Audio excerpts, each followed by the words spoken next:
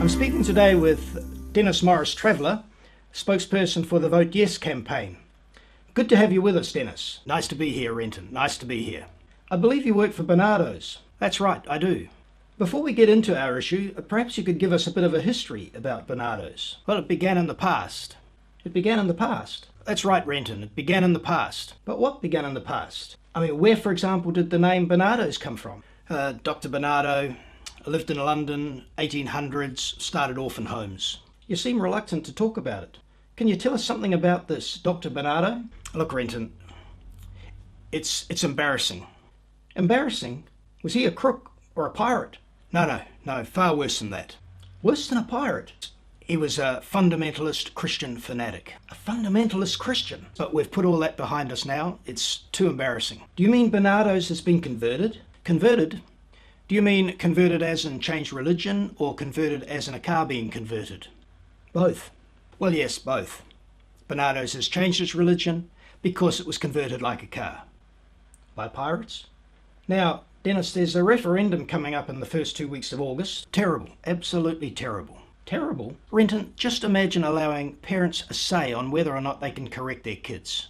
But it's a free world. Look, the government and experts should tell parents what's good for them. If they don't like it, then they must be made to comply. Sounds like socialism. And you're an expert? Of course. That's what I'm paid to be. And we've got a heap of expert organisations on our side. And these people are experts? Of course they're experts. They've got organisations and get paid to be experts. Anyone who's got an organisation with a name and gets paid for it is an expert. What more do you need? A briefcase? It would help. I know a couple who, for the last 30 years, 24/7, 52, have parented 8 kids. Some of them adopted, and they're all well-mannered, nice kids. You could almost call these folks parenting experts, couldn't you? Of course not. No parent's an expert. You need an organisation and a title and get paid for it to be an expert. And a briefcase? And a briefcase. That's why parents should vote yes in the referendum, so the government and experts can continue to tell them how to parent. I know another large family, and all the kids are well behaved. They're a delight to be around. Surely these parents are experts? Look, let's get this straight. Well-behaved kids are prima facie evidence of child abuse. Pardon me? Well-behaved kids are prima facie evidence of child abuse. If they're well-behaved, they're being corrected, right? But correction's illegal. Child abuse. On the Vote Yes website, Dennis, you and your expert associates say, a yes vote is a vote to retain a law that is working well. Who says it's working well? We do. You do. Isn't that being a bit self-serving? Not at all. We say it's working well, and for our purposes, it is. And how do you know it's working well? What's it meant to do? Well, just recently your father was convicted for punching his 4-year-old in the face. If he did that, couldn't he have been convicted under the old law? Shh! Don't say that too loud. We don't want the no-vote people finding out. And couldn't his hit to the face, if that's what he did, have been justified under the new law? It says, a parent may use reasonable force to minimise harm to the child or others. Perhaps he was minimising harm, but he was swearing. Lots of people swear. It's not illegal to swear, yet, but they're swearing and swearing. Maybe his swearing was aimed at harm minimisation. My swearing would be, but his wasn't. How do you know? Because I'm an expert. With a briefcase. It says on the website, a yes vote is a vote to protect children from assault. How can a yes vote protect children from assault when the new law only protects kids from being corrected? Because parents used to assault their kids and then hide behind the term reasonable force. But reasonable force is in the new law, so can't the same thing happen? Of course not. We removed reasonable force from the old law, only to put it in the new law. Renton, you need to understand reasonable force in the old law is completely different from reasonable force in the new law. What's the difference? It's in the new law.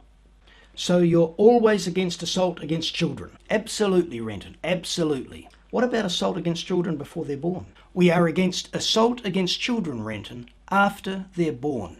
So you allow assault against them before they're born? Exactly. You can do what you like to them before they're born, if you're authorised by the government. You can decapitate them. Decapitate them? Cut off their heads?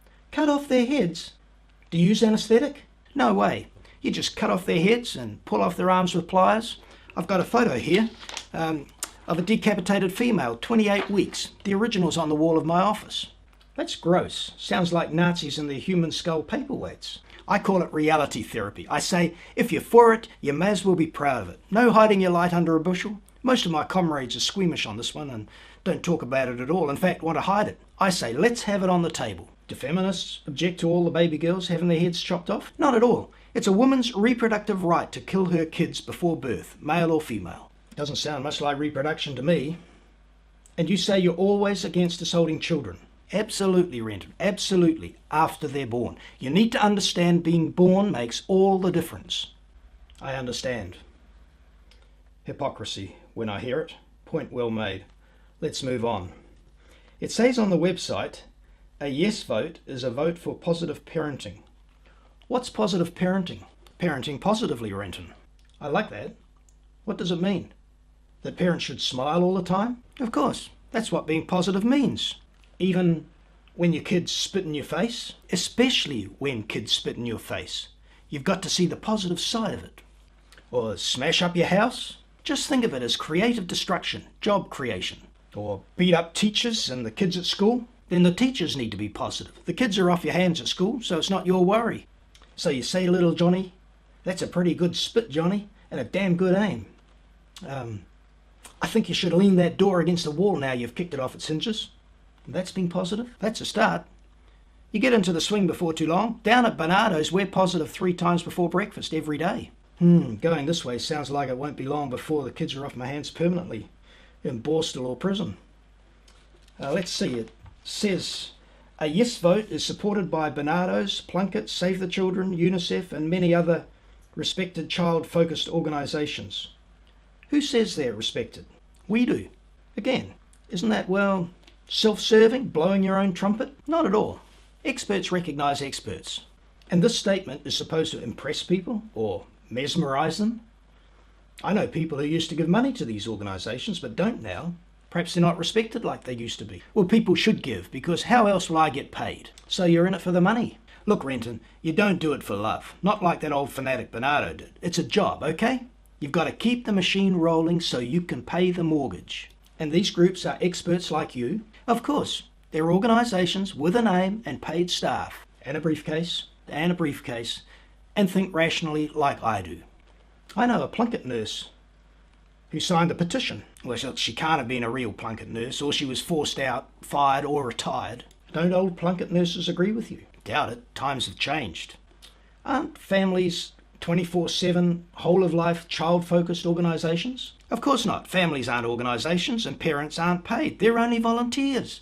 Children is the job of these organisations, Renton. They're professionals who work 9 to 5. They know what they're doing. Dr. Benjamin Spock, you heard of him? Yes, wonderful guy, cutting edge, top drawer child expert, the best of the best. Well, he said, in the 20th century, parents have been persuaded that the only people who know for sure how children should be managed are child psychiatrists, psychologists, teachers, social workers and paediatricians, like myself. This is a cruel deprivation that we professionals have imposed on mothers and fathers. We didn't realise, until it was too late, how our know-it-all attitude was undermining the self-assurance of parents. Know-it-all attitude. Sounds like your experts suffer from what Spock condemned. What I meant before was, Spock was just a senile old geezer who should have been put out to graze. One last thing, Dennis. You offer a free poster on your website which says, if it's wrong to hit an adult, how can it be right to hit a child? Is it always wrong to hit an adult? Of course. That's what the poster says, and it was produced by experts. Then why do the police have batons to clout adults with, handcuffs to hog-tie them, tasers to zap them, and guns to kill them with? They're allowed to. Some people's behaviour is totally unacceptable and needs to be corrected. So it's not always wrong to hit an adult after all. Perhaps it's not always wrong to smack a child. Of course it is. The experts say it is. What say the child's behaviour is totally unacceptable and needs correcting? Well, you've got to practice positive parenting. And what if that doesn't work? Call the police.